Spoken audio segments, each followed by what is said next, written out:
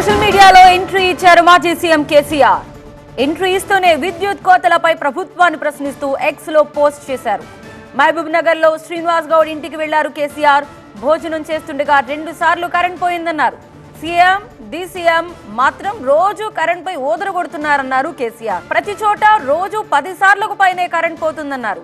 కాంగ్రెస్ పాలనా వైఫల్యాన్ని ఇదే ఉదాహరణ అంటూ పోస్ట్ పెట్టారు. ప్రజలు మేధావులు ఆలోచించాలి అంటూ పోస్ట్ లో రాశారు కేసీఆర్. మీరు టీవీ9 స్క్రీన్ పై ఆ పోస్ట్ చూడొచ్చు. సో ప్రతిరోజు ముఖ్యమంత్రి ఉప ముఖ్యమంత్రి కరెంట్ పోవడం లేదని ఓదరగొడుతున్నారు.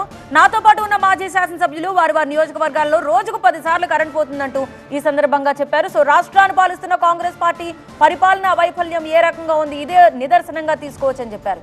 సో ఆయన ఒకరి దగ్గరికి వెళ్లిన తర్వాత భోజనం చేస్తుండగా 2 సార్లు కరెంట్ పోయిందంటూ ఉదహరిస్తూ ఎక్స్ లో ఈ పోస్ట్ పెట్టారు.